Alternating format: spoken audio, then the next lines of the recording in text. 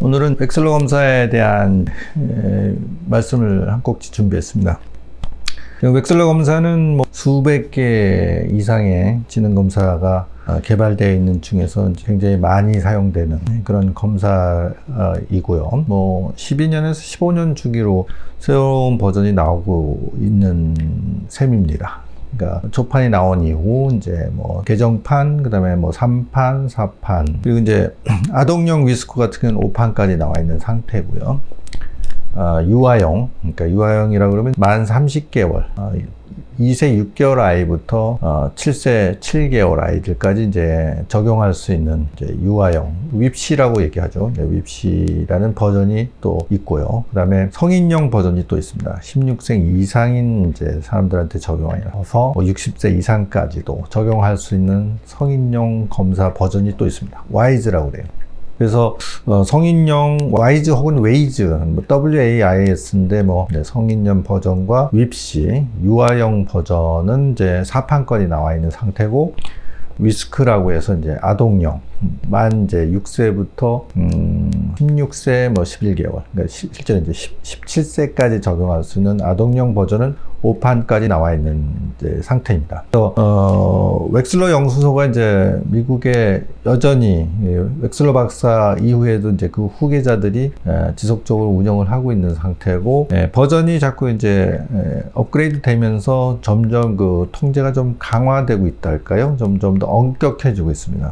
대개 한 15년 주기로 업그레이드가 이루어지고 있기 때문에 버전과 버전 사이는 한 15년 정도의 시간적인 격차가 있다고 할 수 있고, 이 지능의 특성에 대한 연구가 이제 이 전문 학자들 사이에는 굉장히 치열하게 굉장히 이제 연구가 진행되고 있기 때문에 계속 진화를 하고 있다고 할 수 있습니다. 그래서 어느 정도는 지능 이론이라는 것들이 상당히 탄탄한 이론적인 구조를 갖추고 있다고 얘기할 수도 있지만, 그럼에도 불구하고 이제 세부적인 상황에서는 계속 이제 조정이 되고 있고, 이제 좀 더 적합한, 좀 더 타당성이 높은, 의미 있는 해석을 부여할 수 있는 그런 검사 구조가 진화되고 있다, 이렇게 얘기할 수 있습니다. 그래서 이제 우리나라 같은 경우는 압도적으로 아마 미국 쪽도 그렇지 않을까 싶긴 한데, 미국 쪽에서는, 미국과 영국 쪽에서는 카텔 검사라는 게 있더라고요. 이제 그런 것들이 조금 어떻게 보면 선호되는 검사일 수도 있고 그렇긴 한데, 우리나라에서 이제 웩슬러 검사가 압도적으로 많이 시행되고 있습니다.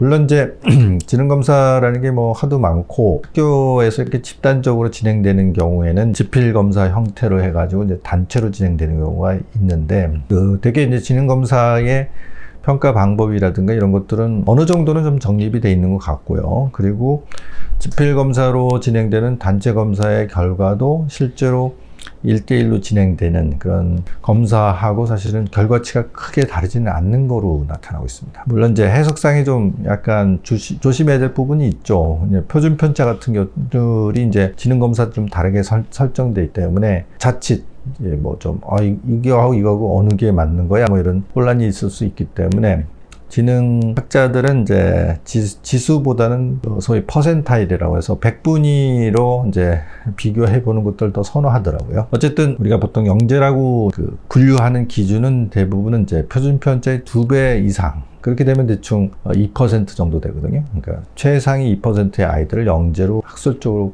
분류하는 것이죠. 그리고 정확하게는 2.28%. 그게 이제 소위 계산 통계학적인 이론에 의해서 이제 표준 편차를 이제 정립할 수 있는 기준이 되기 때문에 이제 그렇게 정해져 있고요. 실제로 그 정도 수준이 되면 일반적인 아이들과는 그런 지적 특성이 확연히 다르기 때문에 여러 가지 양육 지침이라든가 아이를 학습적인 것이든 아니면 좀 더 지적 발전을 이제 촉진할 수 있는 여러 가지 접근법에서도 전혀 다른 이제 접근이 필요한 이제 그런 것들을 우리가 구분해 볼 수 있는 중요한 지침이 될 수 있습니다. 그리고 웩슬러 이제 3가 상당히 많이 활용이 되다가 이제 그런 것들이 이제 소위 사설 영재원 같은 데서 이거를 말하자면 하나의 필터, 여기서 교육받으려면 이 정도는 돼야 돼요. 이제 이런 기준으로 사용했기 때문에 상당히 광범위하게 많이 사용됐던 것 같습니다. 뭐 우리나라의 상황에서는. 그러다가 이제 웩슬러 4판이 나오고 웩슬러 5판이 나오면서 약간의 혼란이라고 해야 되나? 아니면 이제 뭐 필드에서의 약간의 반발 같은 게 좀 있었던 것 같아요. 왜냐면 웩슬러 3하고 웩슬러 4하고 같은 아이를 평가했을 때 좀 지표 차이가 크게 나타났거든요. 물론 이제 차도 좀 있습니다. 말하자면 미국에서는 그게 뭐 12년, 15년 주기로 이렇게 개정판이 나왔는데 한국에서는 이제 웩슬러 3 이후에 4판이 로컬라이제이션이라고 우리가 표현하는데요. 이제 한국 기준에 맞춰서 한국 아이들의 말하자면 통계가 있어야 되거든요. 같은 문화권의 아이들 사이에 비교 평가할 수 있는 데이터베이스를 구축해야 되는데 이게 상당한 비용과 시간이 들거든요. 그래서 이제 그런 이제 소위 한글화 작업이 이제 몇 년 정도의 노력이 필요한 건데 그런 노력 사이에 이제 기간적인 텀이 있었던 것 같아요. 그래서 웩슬러 3가 한국판이 나오고 한국판 웩슬러 4가 나올 적까지는 조금 시간이 좀 있었던 것 같아요. 뭐 15년 주기야 뭐 거의 20년 주기 만에 이제 4판이 나왔다던가 이제 이런 뭐 상황이 있었던 것 같습니다. 그러다 보니까 그 지표 사이에 차이가 좀 크게 나타나가지고 웩슬러 4가 필드에서 이렇게 적용되는 데까지 좀 시간이 걸렸고요. 그리고 이제 웩슬러 4부터는 좀 더 이제 그 통제가 좀 강화되어가지고 말하자면 이제 저작권사가 DB를 이제 자기네 웹 프로그램으로 이제 장악을 하고 있고 개별 평가자들이 평가 그 데이터베이스를 받아가지고 자기가 점수를 부여하는 방식이 아니라 테스트의 원 점수를 웹 프로그램을 통해서 저작권사의 DB에 올려주면 이제 그쪽의 웹 프로그램들이 자동에서 이제 결과를 산출해주는 방식으로 바뀌었고 또 그만큼 이제 로열티가 들어갑니다. 장점이 있죠. 그만큼 이제 데이터베이스가 점점 시간이 갈수록 시행 횟수가 많아질수록 더 많은 두터운 데이터베이스가 구축이 되니까 보다 어떻게 보면 객관적이랄까? 공정성을 가질 수 있는 그런 하나의 힘이 될 수도 있고 또 그게 이제 재투자가 되는 것이죠. 거기서 들어간 로얄티들이 쌓이면 그걸 재투자해가지고 연구자들이 좀 더 정교한 검사 기구를 업그레이드 할 수 있는 어떤 연구 비용 같은 것들이 이제 발생할 수 있겠죠. 그래서 비용이 꽤 많이 발생하는 걸로 알려져 있습니다. 그리고 이제 내용적으로 보면 되게 이제 웩슬러 3는 이제 전체 지표, 풀 스케일 IQ라고 해서 이제 전체 지표가 주지만 이제 보조 지표로 언어성 과 동작성 지능이라는 두 개의 보조 지표를 제공을 했었어요. 근데 이제 그것이 이제 좀 더 세부적인 내용들을 이렇게 설명해 주기는 부족하다고 여겼는지 웩슬러 4가 되면서 이제 지표가 네 가지로 분리가 되고 네 가지 보조 지표를 주게 돼 있습니다. 그래서 이제 언어 이해 지표, 그러니까 이게 원래는 이제 언어성 지표라고 했던 것이 언어 이해 지표와 작업 기억 지표 두 개의 보조 지표로 제공이 되고요. 그다음에 지각 추론과 처리 속도라는 두 개의 지표가 동작성 지표 혹은 뭐 비언어성 지표라는 것에서 이제 두 가지로 처리 속도와 지각 추론 지표로 총 네 가지의 보조 지표를 제공하는 형태로 바뀌었습니다. 근데 그렇게 되면 이제 아이의 그런 지적인 역량 사이에도 이런 특성이 좀 더 강해요. 뭐 저런 특성은 상대적으로 약해요. 뭐 이제 이런 우리가 좀 더 이제 세부적인 설명을 할 수 있는 중요한 자료가 될 수 있겠죠. 그리고 웩슬러 5가 되면서 한 번 더 정리가 됐어요. 그러니까 지각 추론이라는 지표가 다시 유동 추론 지표와 시공간 지표 두 개의 지표로 이렇게 나눠졌고요. 그러니까 총 5개의 이제 보조 지표를 제공하는 형태가 되었습니다. 그리고 그거는 이제 유아형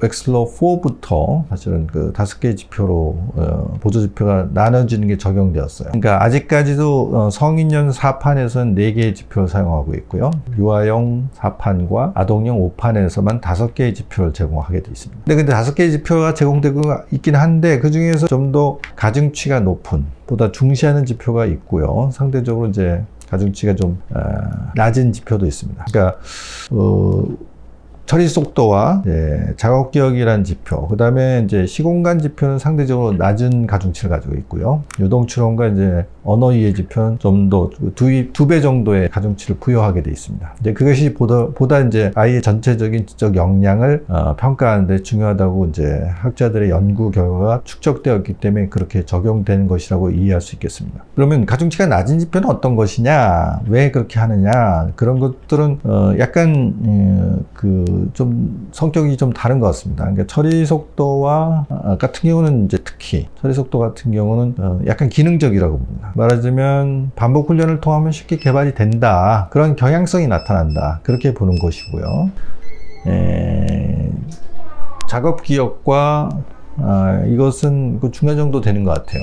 기능적인 요소가 처리 속도만큼 강하지는 않지만 다소 그런 경향성을 가지고 있다. 말하자면 자꾸 훈련을 통해서 개발할 수 있다는 것이. 그래서 이제 기능적이라고 얘기하고 그만큼 이제 가중치가 좀 떨어지긴 하지만 그게 뭐 열심히 훈련을 시키면 무한정 좋아지는 걸로 해석하기는 좀 어려운 것 같고요. 그러니까 자기의 전체 지표에 상응할 정도로까지는 쉽게 개발이 되고 그 이상으로 개발하는 것은 이제 인위적으로는 잘 되지 않는 것, 이제 그렇게 해석할 수 있습니다. 그렇게 된다면 그 지수가 높은 125, 130 넘는 아이들이 처리 속도 같은 경우는 전반적으로 낮게 평가됩니다.